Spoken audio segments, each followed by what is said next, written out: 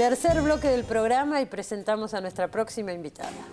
Ana Longoni nació en La Plata en 1967. Crítica de arte, profesora e investigadora. Es autora de Del Ditela a Tucumán Arde, El Siluetazo y Roberto Jacobi. El deseo nace del derrumbe. Vanguardia y Revolución es su último libro publicado. Bueno, Vanguardia y Revolución, arte e izquierdas en la Argentina de los 60-70. El libro de Ana Longoni, tema que Ana trabaja cuando no estaba de moda este tema, porque digamos que ahora está medio de moda y hay muchas muestras sobre el arte y revolución, pero hace 20 años que vos estás con esto, Ana. Sí, empecé a investigar a principios de los años 90 con Mariano Metzman. De eso resultó un primer libro que fue El Ditela a Tucumán Arde, que se centraba sobre todo en el año 68, o sea, en el momento de mayor radicalización de la vanguardia artística de esa época, y también el momento de ruptura con las instituciones artísticas, sobre todo con el Ditela, ¿no? La vidriera más conocida. Bueno, acá es interesante porque lo cuenta el libro y vos aclarás mucho qué es vanguardia, ¿no? El concepto de vanguardia, porque uno piensa en la vanguardia de los 60 y piensa en el Ditela, y sin embargo mucha gente en ese momento se apartó del Ditela. Sí. Es muy importante no solamente considerar la ruptura, sino que la vanguardia nació antes del Ditela, ya desde fines de los 50, ¿no? Con Kenneth Kemble, Alberto Greco, el grupo informalista, Arte Destructivo. E incluso en el libro rescato la figura de Germaine Derbeck, la mujer de Curatela Manes, que además de ser artista y crítica de arte, estaba a cargo de la Galería Lirolai, que fue un lugar muy importante en cuanto a descubrir a los artistas emergentes de ese momento. Y si uno se fija en los currículum de muchos de ellos que después fueron consagrados por el Ditela, empezaron todos ellos en Lirolai, ¿no? Sí. Ahora, no le quitemos importancia al Ditela, ¿no es cierto? No, por supuesto, muchísima, sí, sin duda. Fue una especie de espacio fundamental de articulación entre distintos lenguajes artísticos, de apuesta por lo experimental, de recursos, no solamente económicos, sino también humanos y técnicos, ¿no? Para poder emprender un montón de experimentos que todavía dejan su huella muy profunda en la cultura argentina, en la música, en tantas áreas, en el teatro, qué sé yo, el teatro y en las artes plásticas.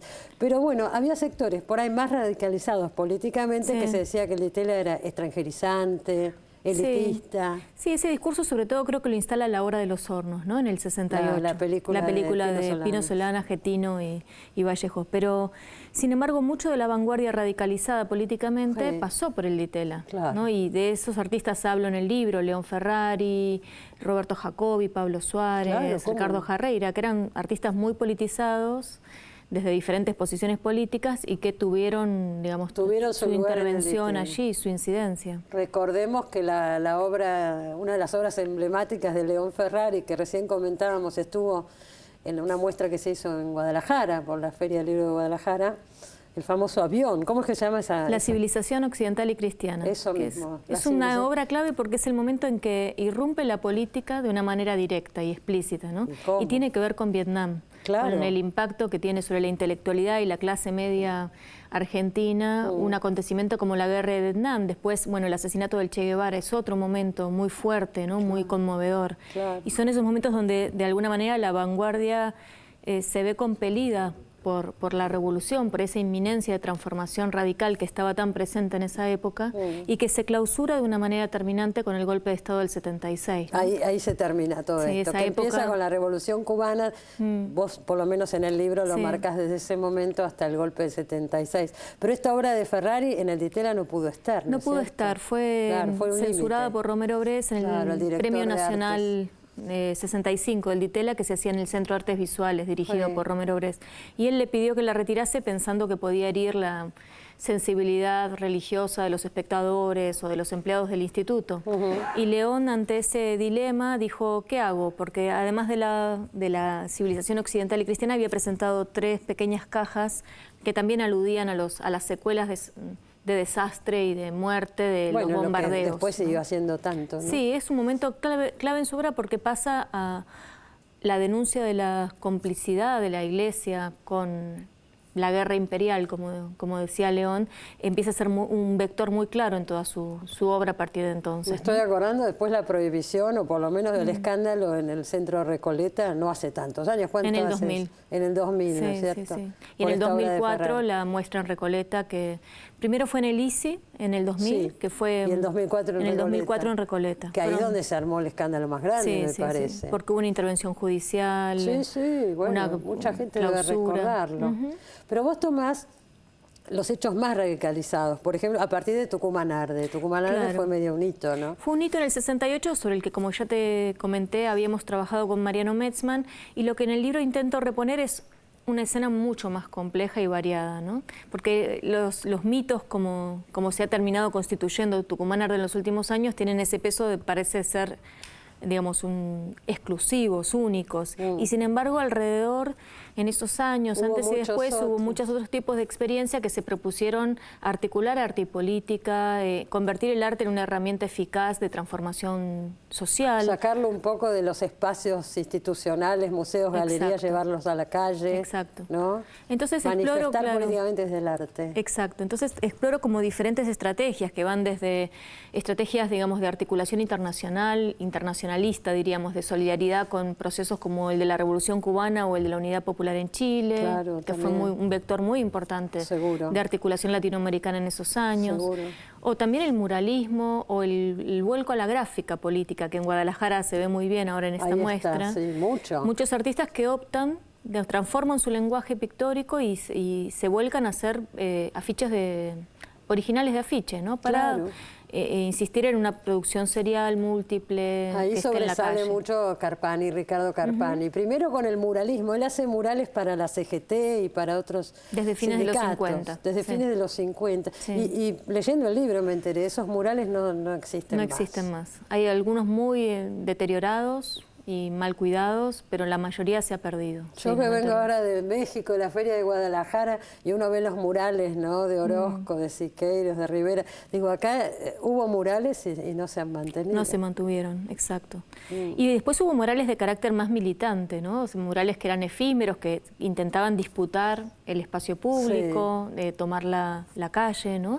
O estrategias de intervención en plazas públicas. En un momento, digamos, los años que van desde el Cordobazo hasta el golpe de Estado son momentos de mucha tensión, donde la violencia está presente cotidianamente, y esa tensión aparece también en estas propuestas artísticas, entre recuperar, por ejemplo, el espacio del museo, ¿no? En convocatorias diversas, públicas, privadas, porque es un espacio a disputar, es un espacio que puede ser una caja de resonancia importante. Pero son acciones políticas, más que artísticas. Son acciones, claro, que pretenden tomar el arte como una herramienta política, claramente. Apuestan a eso, reivindican, por ejemplo, la condición panfletaria del arte. No, y la idea, me parece, Ana, la idea de que el arte puede cambiar el mundo. Exacto. Es esa apuesta, que claramente es una época donde ese programa era posible de ser articulado y que... De ser imaginado. De ser imaginado, y donde muchas voluntades se concentraron en eso, ¿no? Colectivamente. ¿Interesó más la militancia por ahí que el desarrollo artístico? Sí, es interesante que todavía era imaginable modos distintos de militancia, ¿no? Eran imaginables que esos llamados a la acción, ¿no? podían modificar. Sí, podían modificar las cosas. ¿No? ¿Cómo se ve todo eso desde hoy? Porque eso que decíamos al principio, ¿no? Por empezar, de golpe aparece, y aparece con mucha fuerza en los últimos años. Sí, es cierto. Yo diría que desde el 2001, 2002, ese verano Alberto Giudice curó una exposición fundamental que fue Arte y Política en los 60, que recuperó buena parte de todas estas experiencias. Muchas de ellas las estábamos investigando, pero les dio una visibilidad muy importante, y bueno, fue justo en ese verano que además se articuló con los grupos de arte activista que estaban surgiendo al calor del 2001. ¿no? Claro, ahí surgieron. Ahora, hay diferencias, ¿no es cierto?, entre los grupos de 2001 y estos grupos de los 60, 70. Hay muchas diferencias, pero a la vez se reconocieron como en una historia, inscriptos en una historia, en una genealogía que podían reclamar como suya también, ¿no? Y es interesante también todas las experiencias que incluso durante los años más duros de la dictadura también siguieron aconteciendo en ese sentido. Argentina tiene una larga tradición de articular arte y política desde los anarquistas o desde Juan B. Justo y de la Cárcova a fines del siglo XIX en adelante, ¿no?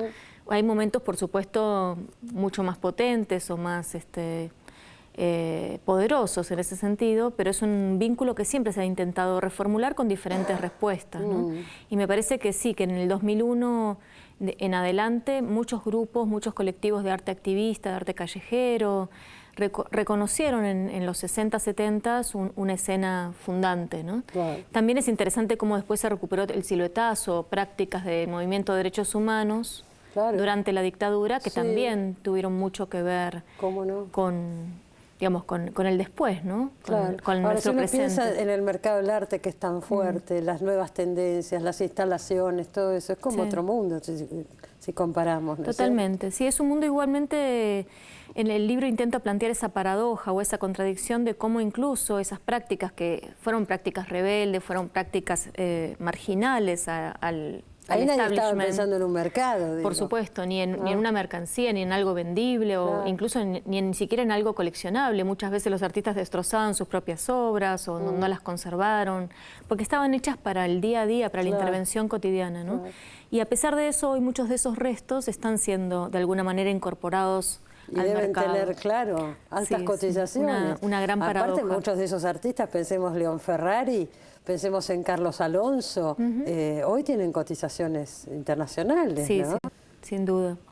Pero me parece que además es la habilidad o la capacidad de la institución artística para incorporar y hacer propios esos discursos díscolos, ¿no? Que fueron... El mercado todo lo incorpora. Exacto. Algo por este. Es muy interesante de ver todo esto. Y bueno, por supuesto estamos hablando un poquito, haciendo un resumen. El libro es muy completo, toma obra de muchos artistas y la analiza a fondo. Así que desde acá lo recomendamos y felicitaciones y me alegro de haberte conocido. Es la primera vez que viene al programa, Ana Longoni. Es cierto, para cerrar el año. Para cerrar el año, el último programa del año, todas mujeres tenemos hoy. Gracias por haber venido. Muchas gracias, Cristina. Enseguida volvemos, no se vayan.